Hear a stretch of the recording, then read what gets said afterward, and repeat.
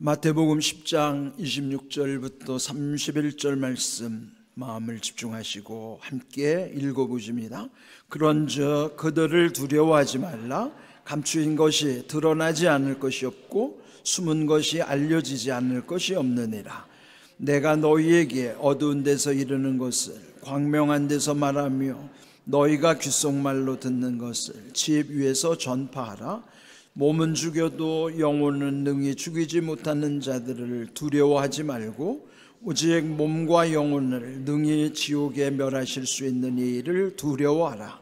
참새 2마리가 한 아사리온에 팔리지 않느냐? 그러나 너희 아버지께서 허락하지 아니하시면 그 하나도 땅에 떨어지지 아니하리라. 너희에게는 머리털까지 다 세신 바 되었나니 두려워하지 말라. 너희는 많은 참새보다 귀하니라. 아멘. 사순절과 부활절을 향하여 우리 주님과 함께 지금 계속 나아가고 있습니다. 물론 중요한 것은 예수님과 동행함으로써 예수님을 더욱 닮아 거룩해져 가는 것이 목표입니다. 오늘 또 우리 찬양의 메시지처럼 보혈의 능력으로 또 우리 가운데 함께 하심을 믿고 이번 우리 사순절 또 여러분이 기도 제목 중에 또 묶여야 할 것은 묶어주시고 풀려야 할 것은 풀어주시는 은혜가 임하기를 바랍니다. 우리 인생은 누구나 다 나름대로의 고통을 겪고 있죠. 우리가 태어나고 또 병들고 늙고 이런 죽음에 이르는 과정, 우리 흔히 생로병사라고 하는 것도요, 이게 다 고통과 연결되는 거예요. 생고, 노고, 병고, 사고라는 거. 태어나는 것도 고통이고 늙는 것도 고통이고 병드는 것도 고통이고 죽는 것도 고통이라. 이런 고통을 누구도 피할 수 없죠. 뿐만 아니라 살아있는 동안에도 늘 외로움을 느껴야 하고 마음이 불안할 뿐만 아니라 우리 주변에 두려움의 대상들이 늘 존재하는 것입니다. 그런데 여기 특별히 두려움이라고 하는 것이 어디로부터 비롯되었는가? 성경은 이 두려움의 원인을 죄로부터 왔다는 것을 알려주십니다. 창세기 3장을 보시면은 아담과 하와가 선악과를 범한 후에 범죄한 다음에 숨었어요. 그리고 하나님이 아담을 부르십니다. 아담아, 네가 어디 있느냐? 이때 여기 10절 말씀처럼 아담이 대답하는 내용이에요. 내가 동산에서 하나님의 소리를 듣고 내가 벗었으므로 두려워하여 숨었나이다. 이전에는 그가 벗은 몸이라도 두려움을 느끼지는 못했죠. 그런데 죄를 짓고 났더니 자기의 벗은 것이 두렵기 시작하는 것이에요. 이런 벗겨지는 경험은 오늘도 우리에게 늘 또 따르죠. 누구나 다 숨기고 싶고 밝히고 싶지 않은 일이 있지만은 때로는 무언가에 의해서 누군가에 의해서 내 안에 있는 이 수치들이 벗겨질 때에 그럴 때 우리도 여전히 두려움을 느낄 수밖에 없는 것이죠. 아담도 죄를 범함으로써 두려움을 느낀 것처럼 그리고 숨었다 하는 것, 이거는 인생이 벌써 이미 조상적부터 물려받은 우리 안에 있는 원죄의 속성이에요. 그러므로 오늘날 우리도 죄를 지을 때 또 이미 죄를 지은 것으로 인하여 우리 안에는 늘 두려움이 엄습하는 것이고 그 두려움으로 인하여 내가 어딘가 숨을 곳을 찾든지 또는 무언가를 숨기고 싶은 마음이 생길 수밖에 없는 것입니다. 이 두려움이라고 하는 것은 모든 사람에게 다 있는 것이에요. 루마니아가 공산치하에 있을 때에 그때 리차드 범프란트 목사님, 그 당시 루마니아에 살아있는 순교자라고 일컬을 만큼 그는 공산정권에 아주 모진 핍박과 학대를 받고 옥중에서 14년 이상을 고통을 겪고 있었습니다. 그때 이 범브란트 목사님이 성경을 읽던 중에 두려워하지 말라는 표현이 너무 많았어요. 그래서 그 횟수가 얼마나 될까를 하나씩 세보니까 두려워하지 말라라는 표현이 무려 366회였다는 거죠. 1년 365일과 또 하루가 더 포함이 되면 366일이 있는 해도 있잖아요. 그러니까 우리는 매일 365일 또는 366일 두려워하지 말라, 그런 메시지를 성경 속에 담으셨다. 그렇게 은혜스럽게 해석하는 사람들도 있습니다. 그러니까 일리가 있다고 생각을 합니다. 이처럼 우리는 다 두려울 수밖에 없는 현실을 살아가는 것이죠. 오늘 읽은 26절을 보시면은 감추인 것이 드러나지 않을 것이 없고 숨은 것이 알려지지 않을 것이 없는, 우리의 두려움 속에서 뭔가 숨는다고 해서, 숨겨진다고 해서, 또 감춰둔다고 해서 그것이 지속될 것인가? 그렇지 않다는 거예요. 결국은 다 드러날 수밖에 없고 모든 것은 다 알려질 수밖에 없다는 것이죠. 잠시 속일 수 있지만 영원한 비밀은 존재하지 않는 것이죠. 또 사람은 속일 수 있어도 하나님은 속일 수가 없다고 하는 것이에요. 히브리서 4장 13절, 지으신 것이 하나도 그 앞에 나타나지 않음이 없고 우리의 결산을 받으실 이에 눈 앞에 만물이 벌거벗은 것 같이 드러나느니라. 우리의 결산을 받으실 하나님, 그 결산이 마지막 심판대 앞에 서는 것이죠. 최후의 심판, 그때는 모든 것이 다 벌거벗은 것처럼 드러나게 하신다는 거예요. 전도서 12장 마지막 절에도 보시면은 하나님은 겉으로 드러난 행위뿐만 아니라 또 모든 은밀한 죄를 선악간에 심판하시겠노라고 말씀하시는 거예요. 겉으로만이 아니라 속으로 감추어진 은밀한 죄도 하나님은 다 심판하시겠노라고 말씀하시는 거죠. 그러므로 두려움 속에 우리의 숨겨둔 것, 또 특별히 우리는 사순절 내 안에 혹시라도 은밀한 죄를 숨겨놓고 있지는 않은가, 또 너무 깊이 숨겨놔가지고 자기도 잊어버리고 있을 수 있어요. 은밀한 죄를 자기가 숨기고 자기도 잊어버릴 수 있습니다. 그런데 성령께서 빛을 비춰주시면은 숨겨진 죄까지도 다 드러나죠. 지금 드러나는 게 좋은 거예요. 그래서 그 모든 내 안에 깊숙이 숨겨진 죄들까지도, 은밀한 죄까지도 다 드러나게 하셔서 그 모든 일을 십자가의 보혈의 능력 가운데서 씻어줄 수 있도록 그 죄의 문제를 해결해야 되는 거예요. 그래야 이 두려움이 아담의 죄 가운데서 발생했다 그러면은 오늘 우리의 죄로 인하여 생긴 우리 안에 온갖 두려움의 문제도 죄의 문제를 해결할 때만이 두려움도 사라지게 하시는 것입니다. 오늘 읽은 본문 28절을 보시면은 두려워하지 말고 두려워하라는 말씀이 있어요. 그러면 무엇을 두려워하지 말고 무엇을 두려워해야 할까요? 여기 28절 말씀에 보면은 몸은 죽여도 영혼은 능히 죽이지 못하는 자들, 권력이 있다고 해서 사람을 함부로 죽인다고 하더라도 영혼까지는 죽일 수 없다는 말이죠. 영혼을 죽일 수 없는 자들, 즉 사람을 두려워하지 말고 몸과 영혼을 능히 지옥에 멸하실 수 있는 하나님을 두려워하라 하는 거예요. 여기서는 한마디로 표현하면 사람 두려워하지 말고 하나님 두려워하라, 그런 뜻이죠. 그런데 하나님은 눈에 보이지 않으시니 없다고 여기는 사람들이 많아요. 그러니 죄 짓는 일에 너무 용감한 거예요. 오히려 보이지 않으시는 하나님을 두려워하지 않으니 보이는 세상에 온갖 두려운 존재들이 얼마나 많은지 몰라요.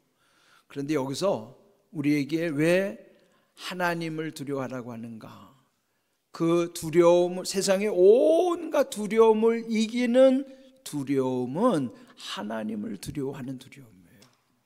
하나님을 두려워하는 두려움만이 세상의 모든 두려움을 이길 수 있기 때문에 사람 두려워하지 말고 하나님 두려워하라, 그렇게 말씀을 하십니다.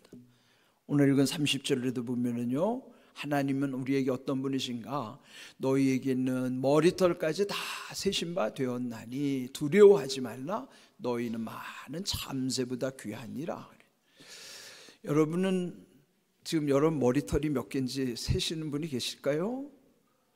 뭐 그런 분도 계실 수 있을 거예요.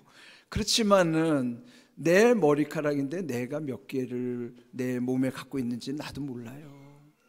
그런데 하나님은 머리털까지도 다 세고 계신다고 하는 거죠.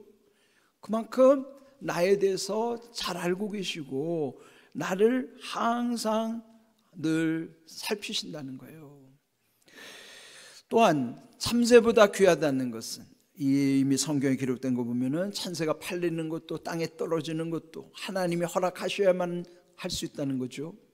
그렇다면은 우리에게 일어나는 일이 두려운 감정, 그를 우리 마음에 담고 살아가는 그 어리석음, 우리는 참새보다도 귀한 존재인데 왜 두려워하는가? 하나님이 그렇게 우리를 세심히 살피고 계시는데 왜 두려워하느냐? 그렇게 책망하시는 내용이기도 합니다. 잠언 29장 25절, 사람을 두려워하면 나타나는 부작용이 올무에 걸리거나 함정에 빠지는 것이에요. 그러나 여호와를 의지하는 자 안전할 것이라고 약속하고 있는 것이죠. 우리 주변에 나를 두렵게 하는 사람들로 인하여 때로는 더 고통을 겪는 일, 올무에 걸릴 때도 함정에 빠질 때도 있다는 것을 기억하면서 그런 것을 어떻게 이길 수 있을까요? 하나님을 의지할 때만이, 하나님을 의지하는 자는 안전하다, 그렇게 말씀하시는 것이죠. 세상이 너무나 지금 너무 불안전하기 때문에 우리를 두렵게 하는 일들이 점점 더 많아지고 있어요. 그럴수록 사람들이 마음에 갈망하는 것은 안전에 대한 욕구죠. 그런데 이 안전이 어디로부터 오는 것인가? 시편 4편 8절 다윗의 고백입니다. 내가 평안히 눕고 자기도 하리니 나를 안전히 살게 하시는 이는 오직 여호와이시니이다. 이렇게 고백하는 지금 다윗의 형편이 평안한 형편이라 고백하는 게 아닙니다. 다윗은 죽음의 고비를 숱하게 넘기죠. 그는 평안한 날보다도 상황으로 볼 때는 늘 불안하고 두려운 날들이 더 많았어요. 그래도 그는 그런 형편 속에서도 평안히 눕고 잠을 잤다는 거예요. 오늘날 잠 못 이루는 분들이 많죠. 물론 불면증의 원인이 체질로 인해서도 또 여러 가지 원인이 있겠지만, 그러나 내 마음이 불안하거나 두려우면 제일 먼저 나타나는 것이 불면증이죠. 잠이 안 오는 거예요. 그렇다면 이런 불안과 두려움으로 인해서 잠을 이룰 수 없다고 하면은 이 말씀을 꼭 붙잡으셔야 됩니다. 다윗은 우리보다도 더 두려운 환경에 놓여 있었지만은 그는 하나님께 고백하기를 그 상황 속에서도 나는 평안히 눕고 잠을 잔다는 거예요. 여러분도 만약에 이런 형편에 있다면은 다윗의 고백을 여러분도 믿음으로 붙잡으십시오. 나도 평안히 눕고 자겠습니다. 이 말씀을 선포하십시오. 그러면서 나를 안전히 살게 하시는 이는 오직 여호와 하나님이시다 고백하는 것이죠. 평안과 안전에 대한 것은 하나님이 함께 하실 때 이루어지는 것이지 우리가 아무리 뭘 안전하게 한다고 해서 이루어지는 게 아닙니다. 그래서 우리는 이 다윗과 같이 내 삶이 어떤 형편이든지 간에 평안과 안전은 하나님이 담보해 주실 때만이 할 수 있다는 것을 늘 마음에 새기시고, 또 이런 형편에 계시면은 시편 4편 8절 말씀을 참고하시고 그 말씀을 의지하여 여러분 삶 속에서도 하나님이 평안함과 안전함을 허락하여 주시기를 바랍니다. 성도들이 좋아하는 성경 구절들이 있어요. 그 중에 하나가 이사야 41장 10절 말씀입니다. 두려워하지 말라, 내가 너와 함께함이라. 놀라지 말라, 나는 내 하나님이름이라. 내가 너를 굳세게 하리라. 참으로 너를 도와주리라. 참으로 나의 의로운 오른손으로 너를 붙들리라. 우리의 삶의 환경이 불확실하고 또 뭔가 불안할 때, 또 자녀들을 군대 보낼 때라든지 어떤 또 위험한 지경에 놓인다 할 때에 이사야 41장 말씀은 얼마나 큰 힘이 되는지 몰라요. 두려워하지 말라, 놀라지 말라. 왜 이렇게 말씀하실까요? 두렵기 때문이고 놀랄 일이 많기 때문이에요. 우리의 상황은 늘 두려운 일들, 놀랄 일들이 우리 앞에 놓여 있습니다. 그런데 왜 두려워하지 말라고 말씀하셨냐면 내가 너와 함께함이라 하는 것이죠. 함께하는 것이 그게 얼마나 큰 힘인지 몰라요. 우리 이제 아이를 이제 처음에 아이가 없을 때 그 아내들은 혼자서는 잠을 못 잔대요. 그런데 아기가 생기면은 그 아기랑 같이 있으면은 밤을 잘 지낸다는 거예요. 아니 그 아기가 뭔 도와줄 힘이 있습니까? 뭐 어떻습니까?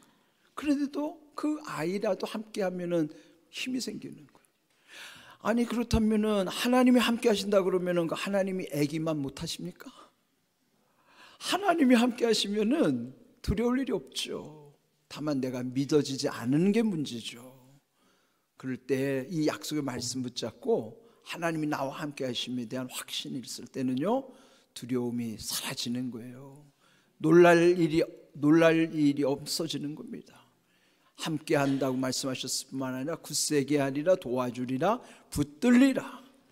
여러분이 어떤 형편에 있든지 이사야 41장 10절 그 약속, 그 임마누엘의 약속과 은총 가운데 여러분이 이 말씀을 체험할 수 있기를 축복합니다. 또 빌립보서 2장 12절을 말씀해 보면은 바울도요 여기 아주 중요한 말씀을 또 강조하고 있습니다. 그러므로 나의 사랑하는 자들아 너희가 나 있을 때뿐 아니라 더욱 지금 나 없을 때에도 항상 복종하여 두렵고 떨림으로 너희 구원을 이루라. 빌립보 교회에 편지한 내용이죠. 바울이 지금 빌립보에 있지 않다 하더라도 바울이 함께하지 않는다 하더라도 항상 말씀을 복종하고 두렵고 떨림으로 구원을 이루라 하는 것이죠. 구원은 이미 예수님을 믿었을 때 내 마음에서의 평안함과 담대함이 구원받은 증거죠. 그런데 여기서는 왜 또 두렵고 떨림으로 구원을 이루어 가라고 말씀하셨을까요? 우리가 사는 세상은 구원이 완성된 곳에서 사는 게 아니에요. 구원이 완성된 곳은 천국이랍니다. 이미 내가 구원받았다는 증거도 있지만은 이 세상은 여전히 구원이 완성된 곳이 아니라 구원이 완성된 천국에 이르기까지 그 구원을 이루어 가야 하는 겁니다. 그럴 때는 두렵고 떨림으로라고 하는 우리의 영적인 자세가 필요하다는 거예요. 두려워하라는 것은 세상을 두려워하는 게 아니라 하나님을 두려워하라는 것이죠. 하나님을 두려워하고 하나님께 대한 그 떨림, 그걸 한마디로 말하면 경외라고 하는 거예요. 하나님을 경외할 때에만이 이 세상이 우리의 구원을 회방하려고 하는 모든 두려움의 현상들도 이길 수 있는 것이에요. 하나님을 경외하십시오. 하나님을 경외할 때 그 구원을 온전히 이루어 주신다 하는 내용입니다. 지금 우리 사순절 이 40일, 그러나 이 40일 끝에서 맞이하는 부활절이 우리에게는 목적이에요. 부활절의 목적을 향하여 사순절 40일은 주님과 함께 훈련의 과정을 지내고 있는 것이죠. 주님과 함께 할수록 더 예수님을 닮는 것이고 예수님을 닮을수록 더 거룩함의 능력, 그 거룩함의 능력이 주어질 때에 지금 세상으로부터 오는 온갖 죄와 유혹이 얼마나 많아요. 그를 이길 수 있는 것이에요. 뿐만 아니라 이 세상을 감당하려면 지혜도 있어야 되고 능력도 있어야 되는데 이렇게 하나님을 경외할수록 그 거룩함의 능력으로 주심이 세상을 깨닫는 지혜와 세상을 감당할 수 있는 능력이에요. 그러므로 우리 지금 이 사순절 또 부활절을 향하여 가는 이 여정 가운데 여러분들 주님과 동행하시는 그 거룩함의 이 여정을 여러분 소중히 여기십시오. 그리고 주님과 함께 이 삶이 다할 때에 우리 안에서 주시는 놀라운 변화들, 이 말씀 속에서 주시는 그 약속, 말씀이 그대로 믿어지는 은혜 가운데서 이 모든 일들을 온전히 감당하게 하시는 것이에요. 여러분 이제 40일 이제 얼마 남지 않았지만은 그러나 순종하는 이 날들이 더해질수록 우리는 더욱 예수님을 닮고 그 거룩함의 능력 가운데 오늘 주신 이 말씀처럼 두려움을 이기는 두려움은 하나님을 두려워하는 것이고, 오늘 제목처럼 두려움과 다른 두려움은 하나님을 두려워하는 두려움. 그 두려움만이 세상의 모든 두려움을 이기게 하시는 것입니다. 예수님이 십자가에서 죽으신 것은 그 우리의 모든 인생의 죄와 맞서신 거예요. 그는 마치 불을 끄기 위해서 맞불 작전을 놓는 것과도 같은 거예요. 만약에 불이 막 이렇게 넘어올 때에 이 맞은편 쪽에서는 그 불을 차단하기 위해서 불이 넘어오는 쪽을 향하여 이쪽에서 불을 지르는 것이죠. 그러면 그 불이 만나는 곳에서 모든 게 딱 끝나는 것처럼 예수님의 십자가가 우리의 온갖 죄에 딱 부딪혔을 때 거기에서 모든 죄는 다 해결이 되게 하시는 거예요. 오늘 주시는 말씀의 은혜처럼 하나님을 두려워하는 그 두려움이 세상의 모든 두려움과 딱 맞닥뜨려졌을 때에 그 모든 세상의 두려움이 끝나는 거예요.